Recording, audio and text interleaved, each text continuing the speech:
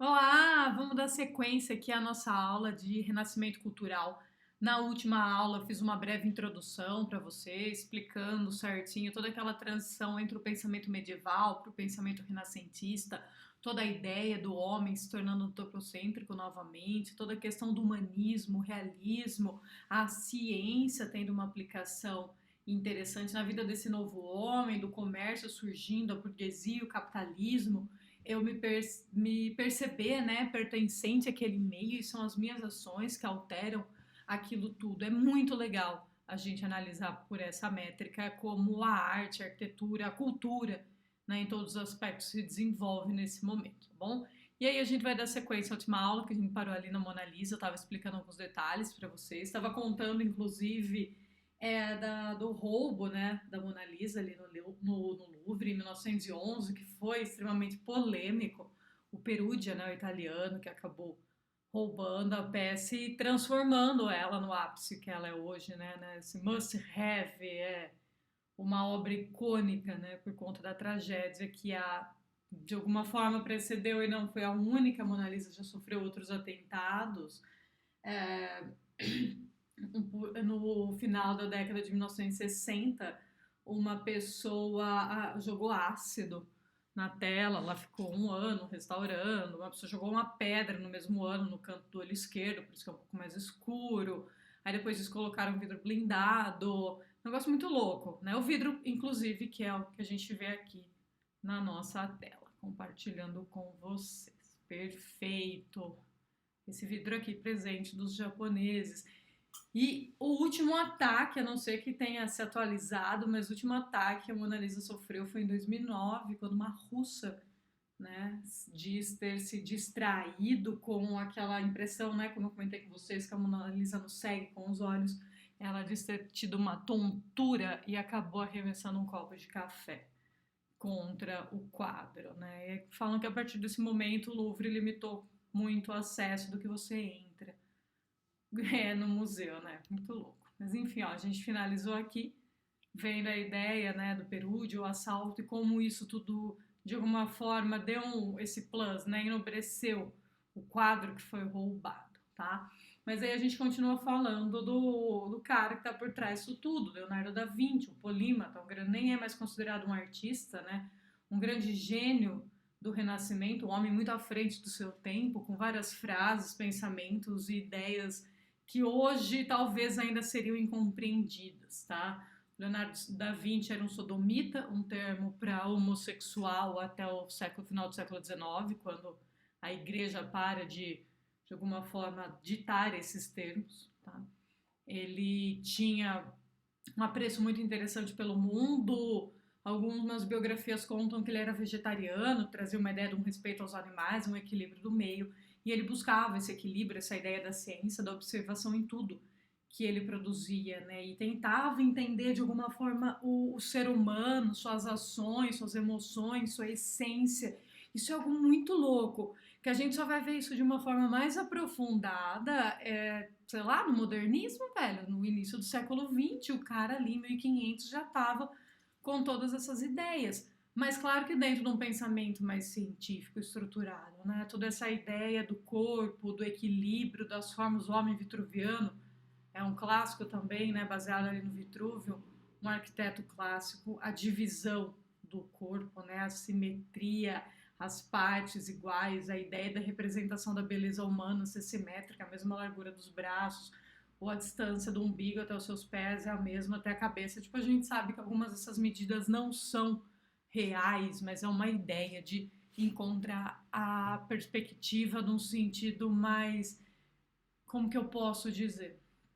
De encontrar uma certa simetria, uma regularidade, a perfeição. Lembra do antropocentrismo? Isso vem do corpo humano, né? Eu trago de volta aquela ideia grega, né, que o homem é a medida de todas as coisas. A gente vê isso aí no homem vitruviano, ok? E outras coisas, outros trabalhos muito legais, o Da Vinci, por exemplo, eu particularmente gosto muito, são os cadernos dele, onde ele escrevia, fazia anotações médicas e anotações de anatomia.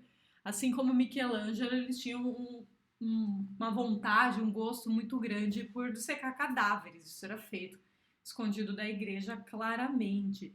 E o interesse que ele tinha pelo corpo humano, pelo funcionamento do corpo e relacionando ações, emoções. Se vocês conseguirem enxergar essa primeira imagem preto e branco é comigo, claro que a definição não é a melhor, é um rascunho, né? E de mais de 500 anos atrás. Então a gente perde alguma qualidade na imagem, mas se vocês enxergarem comigo, nós temos a representação de um ato sexual, tá? Tem um cara em primeiro plano, eles estão de pés, encaixados de frente, e você vê aí, né, o falo masculino, na ideia como se fossem os órgãos no interior do corpo, ele é ligado a um nervo que liga a medula espinhal, que vai até o cérebro. Então ele acreditava que o instinto sexual, que o desejo era uma ação racional do homem, controlável ao homem, e por algum momento até não indo contra, mas buscando uma nova explicação para aquele princípio grego. Lembra da escultura que a gente viu? Se eu tenho falo pequeno, eu tenho um domínio das minhas emoções. Ele tenta mostrar onde está, né, o Leonardo da Vinci, no caso, ele tenta mostrar esse controle das emoções, ele está no racional, ligado diretamente ao racional. Isso é bem interessante, ok? Alguns outros estudos anatômicos, estudos para ideias de medicação e doença, tentavam entender funcionamento de órgãos, ok? Vamos entender de novo que era um período onde as pessoas morriam de várias coisas que hoje são extremamente simples e com muita facilidade, então existia esse interesse, ok? Esses também eu gosto muito, a ideia de um útero, né, da concepção, de um bebê, o embrião, como se forma. No caso, ele se espelhou no formato e no tamanho do útero de uma vaca, né, que ele conseguiu ali secar o animal e ele acaba criando experimentos ali dentro da ideia também do ser humano. Então é muito louco e muito necessário, sabe? Foi algo que hoje, se a gente não tivesse esses caras fazendo esses avanços, médicos, humanos, científicos, observando meios, astros e tudo mais, e questionando algumas ideias simplistas, não sei dizer como estaríamos hoje ou se estaríamos antes, mas é muito interessante ver que tudo é uma construção, uma sucessão de fatos, ok? Muitas das coisas que a gente se inspira até hoje, como eu já falei, advém desse momento clássico renascentista. Tá? Alguns esboços da Mona Lisa, algumas ideias da Mona Lisa, esse esboço aí, ela é meio vesga, né? Acham, ok? Tudo que é meio parecido, porque todo mundo era meio parecido nesse momento, né? Ainda mais que eu falei que o Leonardo da Vinci, ele foi um grande homem no período, ele foi um cara, assim, nossa, todos querem, sabe? Queridinho do rei da França e tudo mais. E ele tinha vários seguidores, como eu comentei, ele era sodomita e existia essa inclinação, aí era muito proveitoso para uma família que os rapazes mais jovens começassem a se iniciar uma carreira artística com o mestre. E isso, de alguma forma, né, trouxe também a ideia clássica ali do homem mais velho iniciando o rapaz mais novo. Só que já era mal visto pela igreja, no caso, tá? E então, acredita-se que alguns desses esboços podem ser desses garotos que, né, iniciaram artisticamente com ele, de pessoas que se inspiravam nele, porque ele tinha uma estética muito padronizado, vamos assim dizer, o trabalho do Leonardo da Vinci, tá? Ele é facilmente, vamos dizer assim, facilmente reconhecível, ok? Então acredita-se que talvez poderia ser dele, mas também poderia ser algum estudo ou algo no sentido reproduzido por alguns de seus seguidores. Mas a galera quer que seja dele, por quê? Porque tudo que as pessoas encontram, que fazem mínima alusão ao grande gênio, gera muito interesse e que, consequentemente, vai gerar muito dinheiro para quem conseguir aquilo, tá?